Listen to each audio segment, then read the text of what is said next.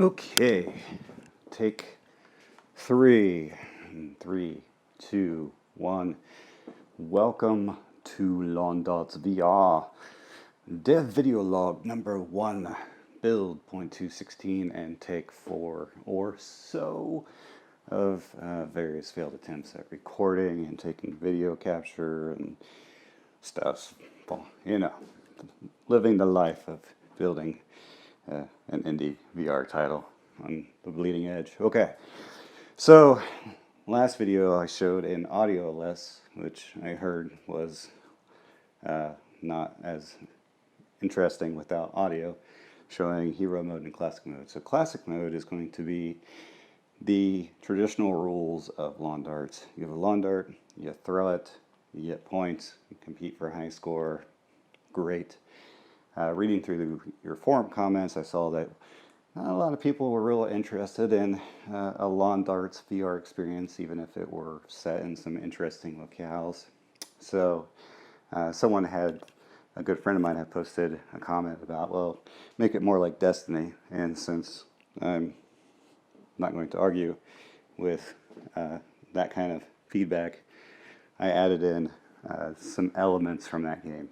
So this is not a finished room. Clearly, it's more of a place for me to be able to jump around. I actually have changed this menu layout, and I'll show that here in a minute. This was an interesting idea, being able to come into this. The concept was this could be like a director where you would be able to pick the different stages and proceed. What I don't like about it is, in order for this to work, you're going to be inside this space. You'll come back out into here, and then kind of pick a different place. And I may have like a world map kind of created for these stages, but I think the better way to do this is to integrate in the teleportation between maps in addition to like within the stage itself. If you can see here in the video, I actually have a 99 there. That was an older build. You'll note that I've added some additional detail, just, adding over time, doing what I can. One-man band, right? Okay. So, some cool font there. Chapter 1, Backyard Barbecue.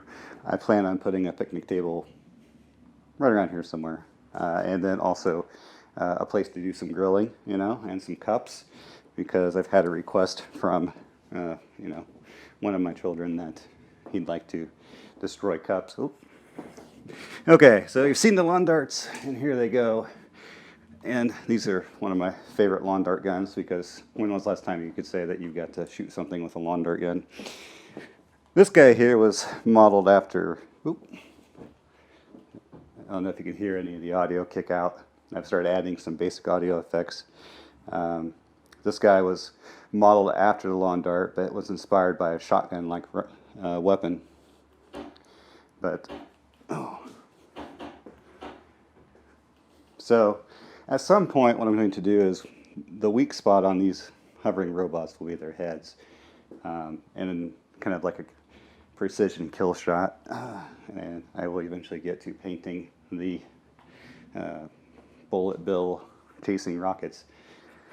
So, I made a post about this as well. There's this recharge 25%. What is that? Okay, so that is, bam, when that's 100%, you can form a bubble. Oh, that's so cool. Okay, the bubble is like a shield, protects you from enemy fire. Green orbs recharge all of your ammo.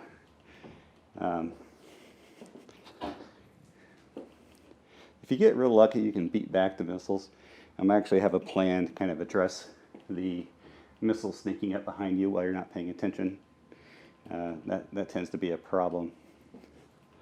Oh, I dropped my gun. Oops. Oh, that's why. Okay, so that's a refill for ammo. You'll see the little ammo counter here has gone up. I love hot dogs. I've played that quite a bit. But this particular title is really meant for just gunning things down, explosions, kind of effects. Getting loot is not so much, having an authentic weapon experience. I mean, it's a kind of cartoony environment. It's got missiles that come chasing you with these weird robots that are flying in the sky. It's based after lawn darts, so let's be somewhat realistic about what type of game this is.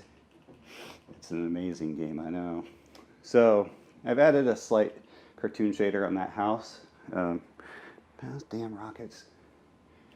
Let me get this guy up there. Okay. So in addition to having these waves of bad guys, which I pulled down the shield for a minute. So you'll see that missiles are kind of stuck up above. Bad guys start coming in. And of course, my health is going down.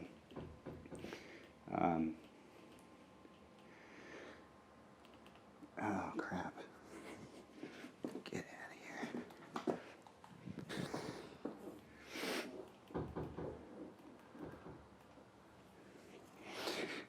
here. What we got going on here? 15. Okay, so I've got a lot of debris gathered around here. As soon as we figure out, oh, he's over here. Yeah, little sneaky slime balls like to get behind you. Okay. Looks like we got one guy left. I got green orbs. Oh, there's one. So, what do the orbs do? Well, the green one does the ammo right now. The blue one, wherever it went, does some health restoration. And, okay. What do we got going on here?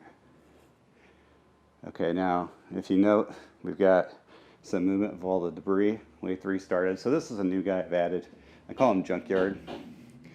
I thought it'd be kind of cool with all this robot debris if, gosh, it would be cool if it was like part of a shield and kind of got in the way of your ability.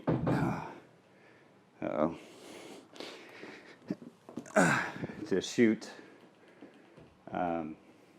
the target. So you see, that's probably a bad example because the hitbox, but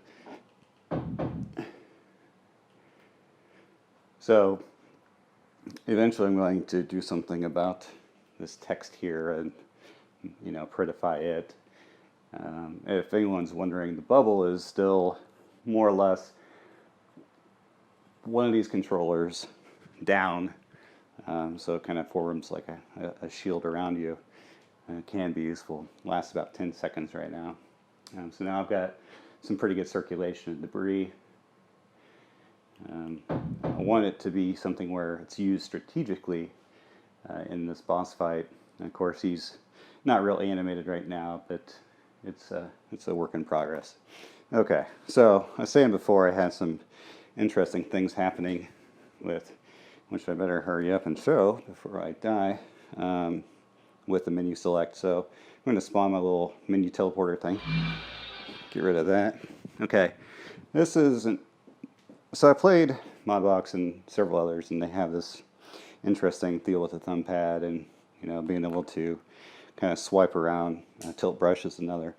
But I kind of like the idea of having this be a strategic item that you can have accessible to you. So, for example, if I want to have these little throwing hammers come down, I can pull down a couple of these because I've unlocked them. Let's see if I can grab one and then, oh, okay, so that was a pathetic throw. But you could also spawn guns or other items that you've unlocked. Eventually these lawn darts are going to be kind of bonus weapons against the big guy over there. Let's see. Okay, so I was saying before, hey, different ideas for the menu load. So as you unlock the stages, it would complete out the cube. Here's stage 1. And this will take me to the stage I've been working on. I call this Draka. Okay, so this is a little different, much bigger guy. Now these diamonds up here, talk about those for a quick moment. So this is the still to be painted, still to be colored teleporter device that allows you to lock in a destination, do something else. For example, maybe I want to pick this thing up, shoot the bad guy, and then if I need to, teleport out of harm's way. which I'm going to need to do that here pretty soon because I got bad guys coming in. You see a little snap effect going on over there. And now I can go back to my other stages too. Let's see, get rid of that. Let's go back here, it's a little quieter. Okay, so back to chapter 1, Backyard Barbecue. What's interesting about this text is it's very hard to tell a story in VR because you can't focus someone on, okay, you can only look at this. So what's interesting is every time you come back in, kind of notice something a little different. And at least that's kind of the goal. In order to achieve that, I've got to continue to add little details, which, we're going to get there. And you little rockets, I've got something special in mind for you. So, video devlog number 1. Leave some feedback, let me know what you hate, what you love, what you like to see more of, more or less of.